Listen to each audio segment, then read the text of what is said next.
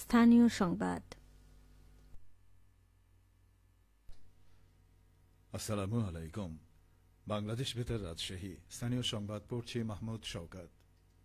নাটোরে ভোটার তালিকা হালনাগাদ কর্মসূচির পর্যায়ক্রমিক নিবন্ধন কার্যক্রম চলছে। নাটোর সদর উপজেলার নবাব সিরাজউদ্দৌলা সরকারি কলেজ কেন্দ্রের নিবন্ধন কার্যক্রম আজ থেকে শুরু হয়েছে। আগামী 13 ফেব্রুয়ারি পর্যন্ত নাটোর পৌরসভার 5 থেকে 9 নম্বর ওয়ার্ডের বাসিন্দাদের নিবন্ধন কার্যক্রম চলবে। এর আগে collectorate public school and college কেন্দ্রে 4 দিনের নিবন্ধন কার্যক্রমে মোট 1170 ব্যক্তি ফিঙ্গারপ্রিন্ট ও আইরিশ ছবি তোলা সহ নিবন্ধন কাজ শেষ করেন। নাটোর পৌরসভার 1 থেকে 4 নম্বর ওয়ার্ডের বাসিন্দাদের নিবন্ধন কার্যক্রম এই কেন্দ্রে সম্পন্ন হয়। উপজেলা নির্বাচন অফিসার উজ্জ্বল কুমার রায় জানান, নাটোর পৌরসভা এলাকার 2টি কেন্দ্রের নিবন্ধন শেষে পর্যায়ক্রমে উপজেলার 7টি ইউনিয়ন পর্যায়ে নিবন্ধন কার্যক্রম পরিচালনা করা হবে।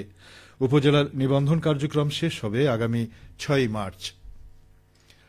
নওগাঁর পত্নীতলায় বৈষম্য বিরোধী ছাত্র আন্দোলনের ব্যানারে অপারেশন ডেভিল হান্ট সম্পর্কে সচেতনতা কার্যক্রম শুরু করেছে বৈষম্য বিরোধী ছাত্র আন্দোলনকারী শিক্ষার্থীরা।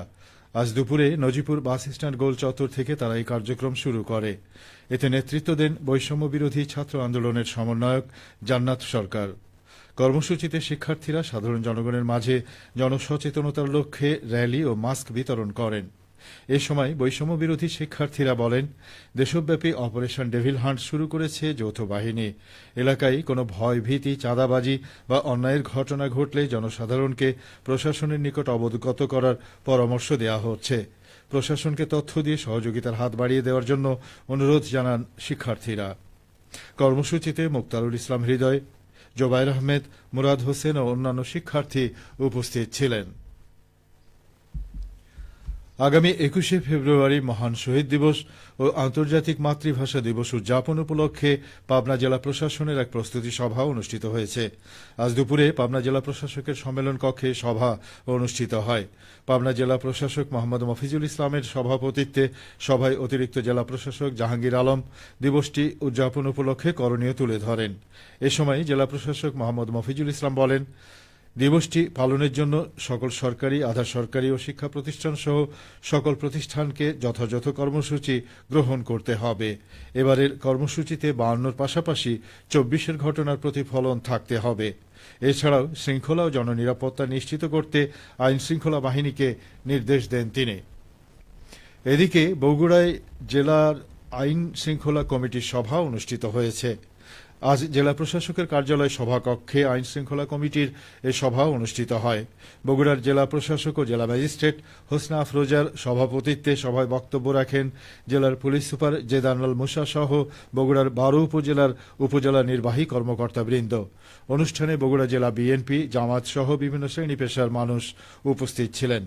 সভায় মাদকদ্রব্য নির্মূল, বগুড়া শহরের যানজট নিরসন, গুজব প্রতিরোধ, পুকুর সংস্কারের নামে অবৈধভাবে মাটি উত্তোলন, অবৈধভাবে কৃষি জমির উপরিভাগের মাটি কাটা, কিশোর গ্যাং নিয়ন্ত্রণের বিষয়ে বিশেষ গুরুত্ব আরোপ করা হয়। এই সময় জেলায় আইন শৃঙ্খলা পরিস্থিতি স্বাভাবিক রয়েছে বলে জানান জেলা পুলিশ সুপার। নওগাঁয় ক্রমেই বাড়ছে গমের আবাদ। চলতি 2024-25 রবি মৌসুমে জেলার 11টি উপজেলায় 17,850 হেক্টর জমিতে গমের চাষ হয়েছে। উৎপাদন লক্ষ্যমাত্রা ধরা হয়েছে 68,438 মেট্রিক টন। কৃষি বিভাগ জানিয়েছে, গত বছর জেলায় চাষ হয়েছিল 16,100 হেক্টর। এক বছরের ব্যবধানে 1,700 হেক্টর জমিতে গম চাষ বেড়েছে। চাষিরা বলছেন, ব্লাস্ট রোগের আক্রমণ ও নানা প্রতিকূলতার কয়েক বছর আগে গম চাষ বন্ধ হওয়ার উপক্রম হয়েছিল। সেই অবস্থা থেকে ঘুরে দাঁড়িয়েছেন কৃষকেরা। আবহাওয়া ভালো থাকায় এবার ক্ষেতে রোগবালাই ও পোকামাকড়ের আক্রমণও কম দেখা যাচ্ছে। জেলা কৃষি সম্প্রসারণ অধিদপ্তরের উপপরিচালক আবুল কালাম আজাদ বলেন, উৎপাদন ও ভালো দাম পাওয়ায় গম চাষে চাষিদের আগ্রহ বেড়েছে। 5 বছরে জেলায় গমের আবাদ বেড়েছে 3,200 হেক্টর। উৎপাদন বাড়াতে চাষিদের মাঝে সরকারি প্রণোদনা ও অন্যান্য সহযোগিতা দেয়া হচ্ছে। চলতি মৌসুমে গমের বাম্পার ফলনের আশা করা হচ্ছে।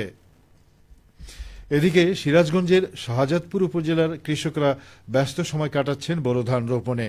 চলতি মৌসুমে উপজেলার 13টি ইউনিয়ন ও একটি পৌরসভা এলাকার মোট 22,680 হেক্টর জমিতে বোরো আবাদের লক্ষ্যমাত্রা নির্ধারণ করা হয়েছে। ইতোমধ্যে প্রায় 4,000 হেক্টর জমিতে চারা লাগানো সম্পন্ন হয়েছে। শাহজাদপুর উপজেলা কৃষি কর্মকর্তা কৃষিবিদ জেরিন আহমেদ জানেন, এই উপজেলার প্রধান কৃষি ফসল ধান হওয়ায় সর্বত্রই চাষাবাদে ব্যস্ত সময় পার করছেন কৃষকরা। কৃষি বিভাগের পক্ষ থেকে নানান পরামর্শ দেয়া হচ্ছে। সবশেষে আবহাওয়া। আজ রাজশাহীতে সর্বোচ্চ তাপমাত্রা ছিল 26.3 ডিগ্রি এবং সর্বনিম্ন 10 ডিগ্রি সেলসিয়াস। বিকেল 3টায় বাতাসে আপেক্ষিক আর্দ্রতার পরিমাণ ছিল 36%। রাজশাহী ও পার্শ্ববর্তী এলাকায় আজ সূর্যাস্ত সন্ধে 5:56 সংবাদ শেষ হল। আমাদের পরবর্তী স্থানীয় সংবাদ সন্ধে 7টায়।